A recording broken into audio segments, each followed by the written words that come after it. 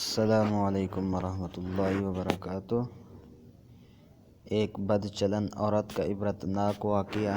علامہ ابن جوزی اپنی کتاب میں لکھتے ہیں، ابن نجی نے ایک بااعتماد دوست کا واقعہ بیان کیا ہے کہ ایک رات میں نے خواب میں دیکھا میرے گھر کے قریب جو قبرستان ہے، اس قبرستان کے مردے اپنی اپنی قبروں سے نکلے ہیں اور ایک جگہ اکٹھے ہو رہے ہیں، حتیٰ کہ تمام اہل قبور ایک جگہ اکٹھے ہو رہے ہیں۔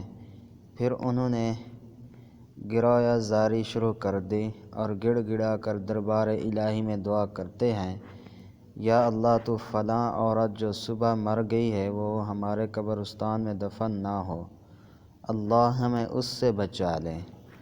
یہ گریہ زاری سن کر میں نے ایک مردے سے پوچھا، ماجرا کیا ہے؟ تم کیوں یہ دعا کر رہے ہو؟ اس نے بتایا، جو عورت آج مری ہے جہنمی ہے، اگر یہ ہمارے قبرستان میں دفن کر دی گئی تو ہمیں اس کا عذاب دیکھنے میں تکلیف ہوگی، اس لیے ہم گریہ زاری کر رہے ہیں اور گڑ گڑا کر دعائیں مانگ رہے ہیں۔ یہ سن کر میں بیدار ہو گیا اور سخت پریشانی میں مبتلا ہو گیا۔ صبح ہوئی، قبرستان کی طرف نکلا اور دیکھا کہ گورکن قبر کو کھود چکے ہیں۔ میں نے ان سے پوچھا، یہ کس کے لیے بنائی گئی ہے؟ انہوں نے بتایا، ایک مالدار تاجر کی بیوی فوت ہو گئی ہے، یہ قبر اس کے لیے کھدوائی گئی ہے۔ میں نے ان کو رات والا منظر بتا دیا۔ گورکن نے واقعہ سن کر قبر بند کر دی۔ اب میں انتظار کرنے لگا کہ کیا ہوتا ہے۔ تھوڑی دیر گزری تو چند آدمی آئے اور گورکن سے پوچھا، قبر تیار ہے؟ انہوں نے جواباً کہا، یہاں قبر نہیں بن سکتی کیونکہ نیچے کیچڑ ہے۔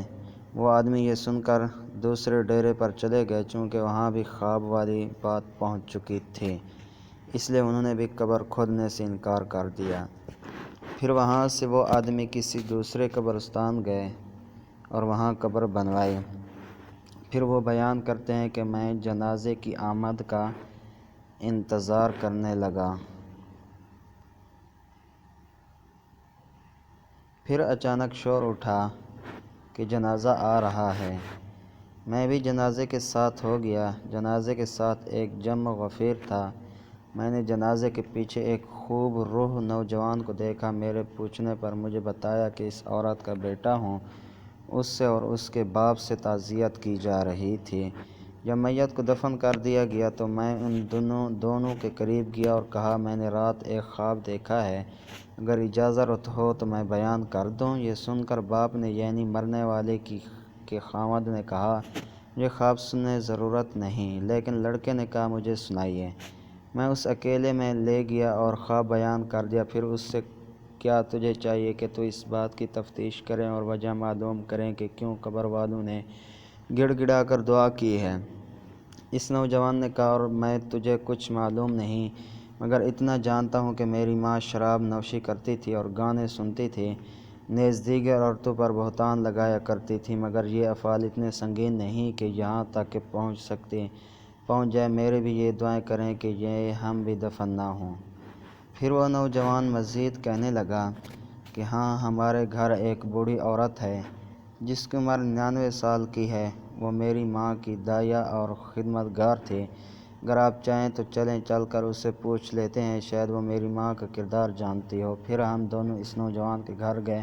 اس نوجوان نے مجھے ایک بالا خاتون سے ملوایا۔ اس نوجوان نے بڑھیا کو میری طرف متوجہ کیا۔ میں نے خواب بیان کر کے پوچھا، اماں، کیا تیرے پاس کچھ معلومات ہے؟ یہ سن کر بڑھیا کہنے لگی، میں اللہ سے دعا کرتی ہوں کہ وہ اسے بخش دے۔ وہ عورت بہت زیادہ بدکار تھی۔ میں بھی نوجوان بڑھیا سے پوچھا کہ کیا میری ماں شراب نوشی، گانا سننا اور عورتوں پر بہتان لگانے کے سوا اور بھی کسی گناہ میں مبتلا تھی؟ بڑھیا نے کہا، بیٹا، اگر ہو تو میں نہ مانے میں بوجھ دے دیتی ہوں، کیونکہ اس میں جو خواب بیان کیا ہے یہ تیری ماں کے گناہوں کے سامنے معمولی ہے۔ یہ سن کر نوجوان نے کہا، میں چاہتا ہوں کہ ہمیں بتائیں کہ تاکہ ہم کردار سے بچ جائیں اور عبرت حاصل کریں۔